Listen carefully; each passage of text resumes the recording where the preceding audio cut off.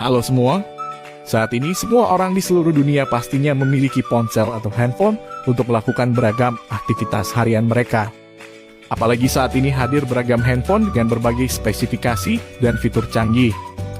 Namun apakah kamu sudah tahu sejarah ponsel itu sendiri, mulai dari handphone pertama kali hingga yang kamu gunakan saat ini?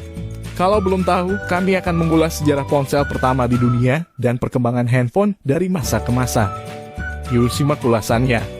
Handphone sendiri pertama kali ditemukan oleh Martin Cooper, seorang karyawan Motorola pada tanggal 03 April 1973. Sebelumnya disebutkan bahwa penemu telepon genggam adalah sebuah tim dari salah satu divisi Motorola yang merupakan divisi tempat Cooper bekerja.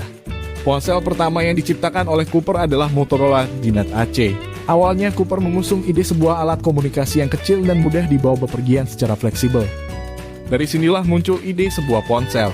Cooper bersama timnya menghadapi tantangan bagaimana memasukkan semua material elektronik ke dalam alat yang berukuran kecil tersebut untuk pertama kalinya. Namun akhirnya sebuah telepon genggam pertama berhasil diselesaikan dengan bobot 2 kg. Untuk memproduksinya, Motorola membutuhkan biaya setara dengan 1 juta US dollar atau setara 14,3 miliar rupiah. Selanjutnya, pada tahun 1983, telepon genggam portabel kembali diproduksi dengan harga mulai dari 4.000 US dollar atau setara 36 juta rupiah. Setelah berhasil memproduksi telepon genggam, tantangan selanjutnya adalah mengadaptasi infrastruktur untuk mendukung sistem komunikasi telepon genggam tersebut.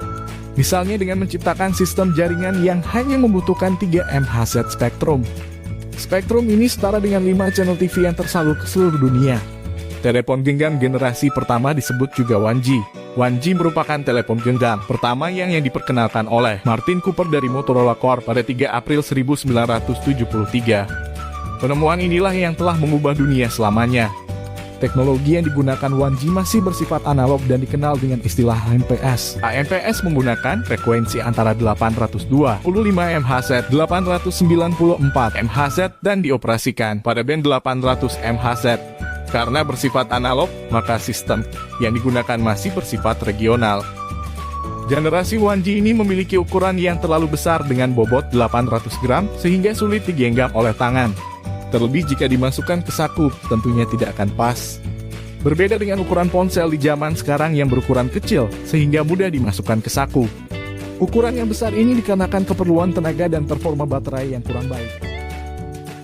Berikutnya generasi kedua atau True G muncul pada sekitar tahun 1990-an.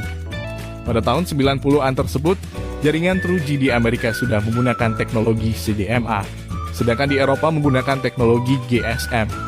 Di Indonesia sendiri jaringan True G melalui teknologi CDMA masuk pada awal tahun 2000-an. Ponsel dengan jaringan True G mulai masuk ke Indonesia sejak tahun 2000-an melalui sejumlah brand ponsel seperti Motorola, Nokia, Siemens, Ericsson, dan lainnya.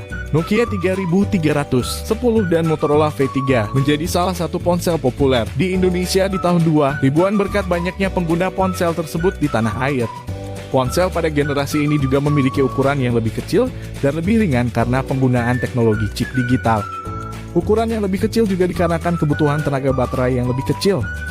Generasi True G ini memiliki ukuran dan bobot yang lebih kecil serta sinyal radio yang lebih rendah, sehingga mengurangi efek radiasi yang membahayakan pengguna.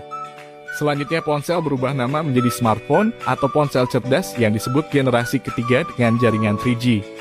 Ponsel generasi ketiga ini mulai populer di seluruh penjuru dunia, termasuk Indonesia pada tahun 2000-an. Generasi 3G ini memungkinkan operator jaringan untuk memberi jangkauan yang lebih luas, termasuk internet sebaik video call berteknologi tinggi. Dalam jaringan 4G juga memberikan penggunanya kecepatan tinggi, volume tinggi, kualitas baik, jangkauan global, dan fleksibilitas untuk menjelajahi berbagai teknologi berbeda. Jaringan 4G memberikan pelayanan pengiriman data cepat untuk mengakomodasi berbagai aplikasi multimedia seperti video conferencing, online game, dan lain-lain. Smartphone dengan jaringan 4G saat ini menawarkan beragam fungsi seperti untuk fotografi video, bermain game, menonton video, bahkan bisa berfungsi sebagai modem dan lainnya. Saat ini ponsel telah memasuki generasi kelima dengan jaringan 5G. Jaringan 5G di beberapa negara sudah diimplementasikan di tahun 2021 ini. Smartphone yang sudah mendukung jaringan 5G pun sudah banyak beredar di dasar global maupun Indonesia.